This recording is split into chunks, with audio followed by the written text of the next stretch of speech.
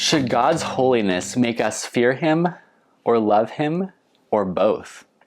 I'm Caleb Blatta, and this is 6 Minute Theology, where you can learn simplified theology for your everyday life.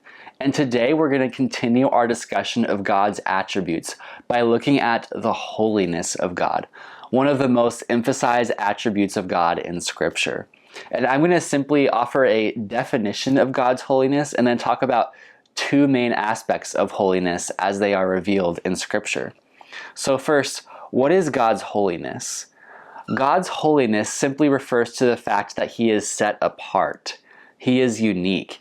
He is in His own category, distinct from anything else in all of creation.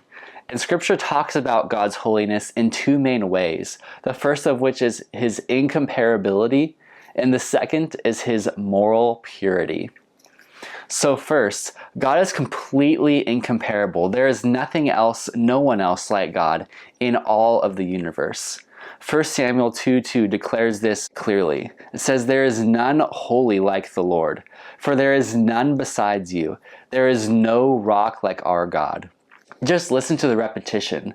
There is none like the Lord. There is none holy like our God. There is no rock like Him. This very clearly teaches that God is completely set apart. He is in His own category. He alone is the creator, the ruler and sustainer of the universe. He alone is God above all other supposed gods. And this is what leads the theologian John Webster to write, "God's holiness is His majestic incomparability.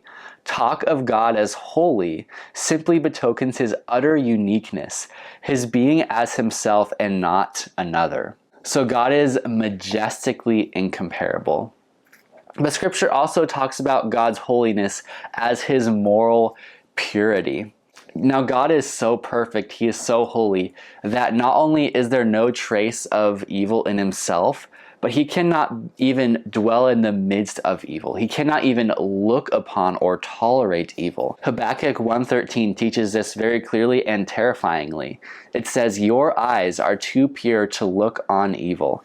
You cannot tolerate wrongdoing." So God is completely incomparable. He is completely morally pure.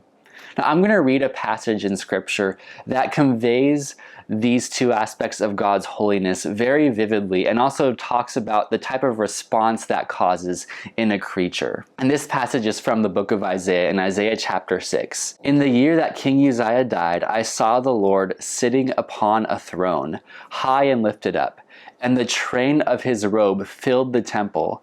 Above Him stood the seraphim. Each had 6 wings. With 2 He covered His face, and with 2 His feet, and with 2 He flew. And one called to the other and said, 'Holy, holy, holy is the Lord of hosts. The whole earth is full of His glory.' And the foundations of the thresholds shook at the voice of Him who called, and the house was filled with smoke." And here's the creature Isaiah's response.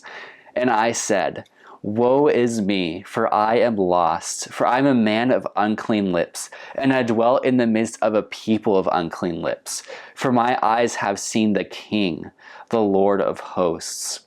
Now this shows the apparent problem with God's holiness, that when Isaiah sees the Lord in all His majesty and all His holiness, he becomes profoundly self-aware of his own imperfection, his own rebellion against God, his own uncleanness, as well as the uncleanness of the people around him. Now there's this sort of mixed response, this response of wanting to worship God, but also realizing that I shouldn't be anywhere near the presence of God.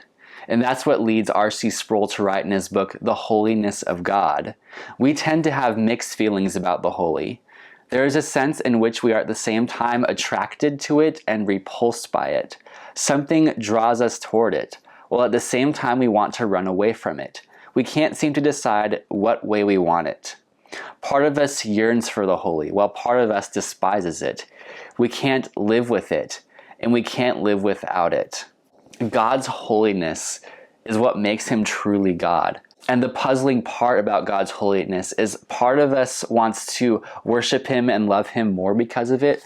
but part of us is kind of repulsed by it because we realize that we are unholy and we don't deserve to be in his presence. And this naturally leads us to ask some really hard questions about the character of God.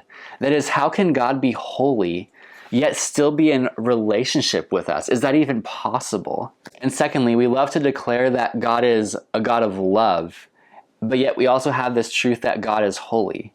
How does those two not contradict? How can God be both holy and loving at the same time? How do those not oppose one another? We're going to explore this in our next video as we examine how God can both be holy and loving. Until then, thank you for watching 6 Minute Theology.